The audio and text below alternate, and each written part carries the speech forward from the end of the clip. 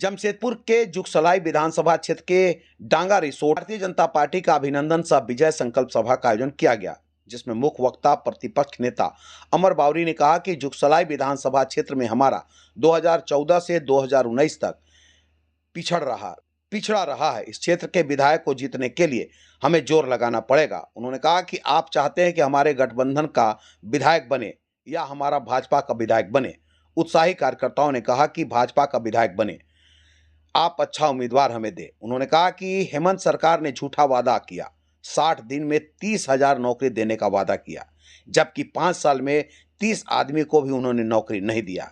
उन्होंने व्यंग करते हुए कहा कि हेमंत सोरेन 2 महीने के बाद मुख्यमंत्री पद पर कब्जा जमा लिए। उन्होंने कहा कि हेमंत अगर बाकी 3-4 महीने चंपई सोरेन को दे देते तो क्या हो जाता। उन्होंने भाजपा कार्यकर्ताओं का उत्साहवर्धन करते हुए कहा कि भाजपा 2 सीट से 303 तक पहुंच चुकी है, लेकिन आजादी के बाद आज तक जुगसलाई विधानसभा क्षेत्र में भाजपा का कोई भी प्रत्याशी विधायक नहीं बना। यह हमारे लिए चैलेंज है। वहीं कार्यक्रम में उपस्थित जमशेदपुर के सांसद विद्यु चरण महतो ने कहा कि कोल्हान में एशिया का सबसे बड़ा जंगल सारडा जंगल था कि आज जलवायु परिवर्तन हो गया, बारिश नहीं हो रही है और जहां राजस्थान में पेड़ पौधे नहीं थे वहां 3 बार बाढ़ आ गई। उन्होंने कहा कि हर व्यक्ति को चाहिए कि वह ज्यादा से ज्यादा फलदार वृक्ष लगाए ताकि पर्यावरण भी स्वच्छ रहे और आप लोगों को फल भी मिले। जहां भी स्थान मिले पौधारोपण करें। उन्होंने कहा कि भाजपा ने सभी को आयुष्मान कार्ड दिया, मकान बनवा दिया, गैस चूल्हा दिया, लेकिन हेमंत सरकार गरीबों को लूटने और धोखा देने का काम कर रही है। उन्होंने कहा कि रघुवर सरकार के समय हम सब बंद माइस को लगातार खुलवा रहे थे, लेकिन हेमंत सोरेन की सरकार इस दिशा में कुछ भी काम नहीं कर रही है। उन्होंने कहा कि कार्यकर्ताओं को इतना मजबूत होना चाहिए कि अगर वह थाना में जाए तो फिर थाना प्रभारी भी उसका उठकर स्वागत करे। अभी लोकसभा के चुनाव संपन्न हुए और नरेंद्र भाई मोदी जी तीसरी बार देश के प्रधानमंत्री हुए और तीसरी बार इस जमशेदपुर लोकसभा से विद्यु चरण महतो जी भी सांसद हुए और हम लोगों ने 6 इनके लोकसभा क्षेत्र में पड़ने वाले विधानसभा को भी शानदार तरीके से जीता है। ऐसे ही 81 जीते हारे सभी विधानसभा क्षेत्र में अपने बूथ के कार्यकर्ताओं का अभिनंदन और इस शानदार जीत के लिए प्रधानमंत्री जी को तीसरी बार प्रधानमंत्री बनाने के लिए और आने वाले विधानसभा के चुनाव में पूर्ण बहुमत के भारतीय जनता पार्टी की जन सरोकार से जुड़ी हुई सरकार बनाने के लिए संकल्प, ये सारे विषयों को लेकर के पूरे 81 विधानसभा में कार्यक्रम चल रहा है। और आज हम लोगों ने जुगसलाई विधानसभा के कार्यकर्ताओं का जो बूथ में रह करके 45 डिग्री 47 डिग्री टेम्परेचर में भी ये हारी हुई 2019 के विधानसभा में हारी हुई सीटों को वापस जीता है, बड़े मार्जिन से जीता है। ऐसे योद्धाओं का आज हम लोगों ने सम्मान किया है और आने वाले विधानसभा के लिए एक सरकार बनाने के संकल्प के साथ यहाँ के कार्यकर्ताओं को एक अपील भी की है और प्रधानमंत्री जी और अपने प्रदेश अध्यक्ष जी के जो विचार है, जो आग्रह है, उसको पहुँचाएं। आप लोग क्या जुगसलाई पे इस बार 100% पूर्ण बहुमत की सरकार बनेगी और जुगसलाई भी हम लोग जीतेंगे। नहीं, जुगसलाई से क्या बीजेपी का कैंडिडेट होगा या फिर गठबंधन में जाएगा? देखिए, तो स्वाभाविक रूप से आप देख सकते हैं, स्वाभाविक रूप से जीतने वाले को ही जिताना है। नहीं, कार्यकर्ताओं से आपने अपील भी किया? जीतने वाले को ही जिताना है, मैं कह रहा हूँ। तो क्या इस बार आसू से गठबंधन नहीं होगी क्या? 100% एनडीए का गठबंधन रहेगा, ये हमारे शीर्ष के नेतृत्व तय करेगा। आपने सर अभी तुरंत कहा का जो मनोभावना है उससे हम अवगत कराएंगे और पार्टी के जो शीर्ष नेतृत्व है, एनडीए गठबंधन दल का जो बैठक होगा उसमें तय होगा।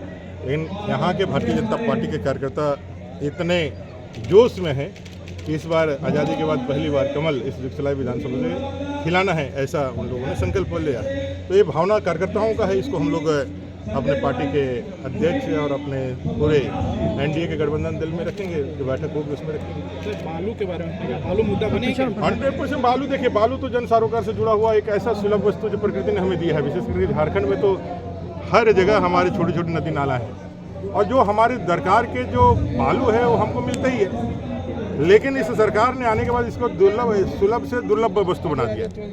एक हाईवा बालू या ट्रैक्टर का बालू 4,000, 8,000, 10,000, 15,000 में मिल रहा है। बड़ी बड़ी बातें करने वाले, गरीबों की सरकार होने का दावा करने वाले, दलित आदिवासियों की सरकार होने का दावा करने वाले को बताना चाहिए कि जब यहाँ एक भी बालू घाट की नीलामी नहीं हुई है तो पैसा जा कहाँ रहा है। जो करोड़ों रुपया हर दिन जो वसूल के जा रहे हैं, ये सीधे जा रहे हैं उनके विधायकों के, सत्ताधारी दलों के विधायकों की जेब में, उनके जो संगठन के लोग हैं, झारखंड मुक्ति मोर्चा और कांग्रेस, इनके जो संगठन के लोग हैं, अध्यक्ष से लेकर बाकी लोग सीधे हेमंत सोरेन जी की सरकार की तिजोरी में जा रहे हैं। हम आएंगे, हम लोगों ने कहा है कि भारतीय जनता पार्टी सरकार आएगी तो ये बालू हम लोग फ्री करेंगे। सर एक अंतिम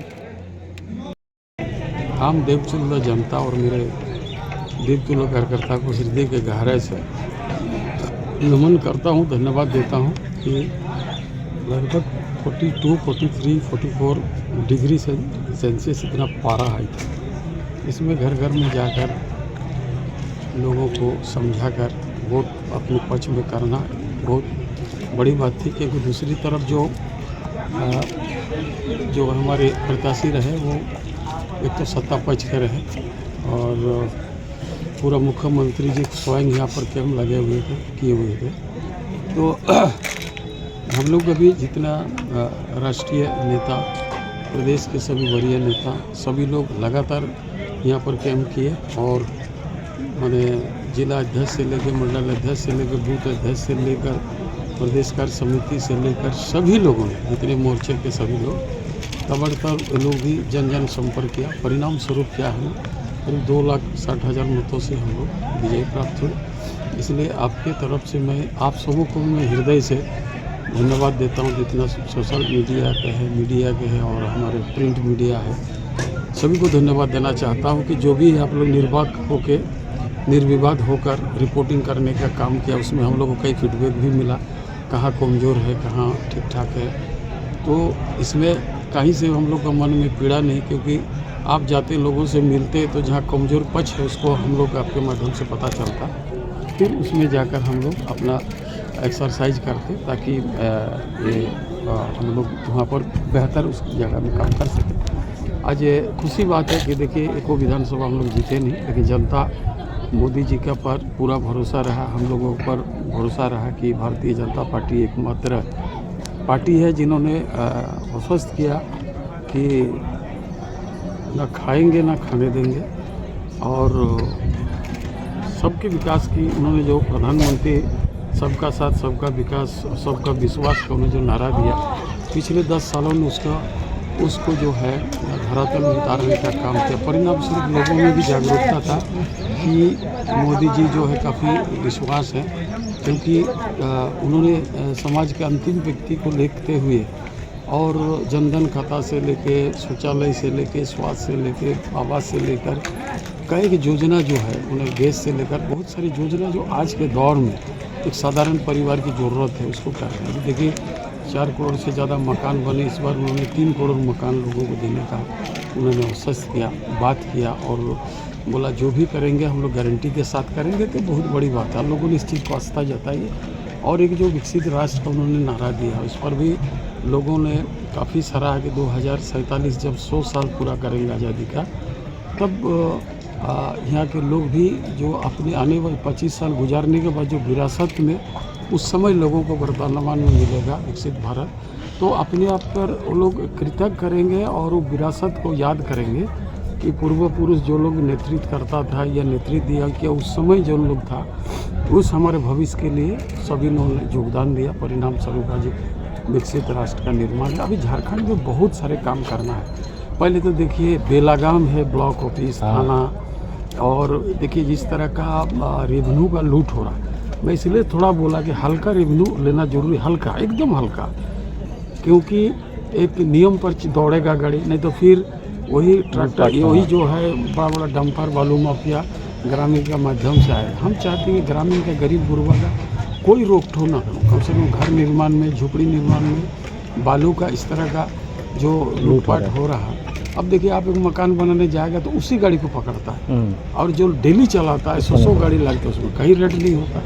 तो ये जो झारखंड मुक्ति मोर्चा कांग्रेस की दोहरी नीति और जनता के प्रति जो दबाव है, ये जनता भोली भांति देख रहा है और हम लोग ने आश्वस्त किया कि बालू को फ्री जरूर करेंगे हम लोग सत्ता आने से, लेकिन कुछ उसमें नियमावली बनना है ताकि स्थानीय और यहाँ के लोगों जो गरीब गुरबा लोग हैं, यहाँ बसने वाले लोग हैं, उसको किसी तरह ये सब मकान घर बनाने में कोई कठिनाई ना हो। इसको हम लोग पूरा करेंगे ताकि लूट ना हो, किसी नेता के अंडर में रहकर इस तरह कालाबाजारी बालू पर ना हो, मिट्टी पर नहीं हो, ज़मीन पर ना हो, समय पर पेंशन हो, समय पर आवास हो, इसका पूरा ध्यान दिया जाएगा। कोशिश करेंगे हम लोग, अभी माननीय प्रधानमंत्री जी को बोले जो सेकंड सिटीजन इनका रेल का यातायात में थोड़ा सुविधा, हम लोग ये भी बात रखें कि सहारा जैसा अति गरीब लोगों का पैसा उसमें फंसा है। उन्होंने कहा कि इसमें गृह मंत्री अमित शाह जी स्वयं देख रहे हैं, इस पर कुछ ना कुछ रिजल्ट निकलेगा। जब सब झारखंड के हम लोग मिले थे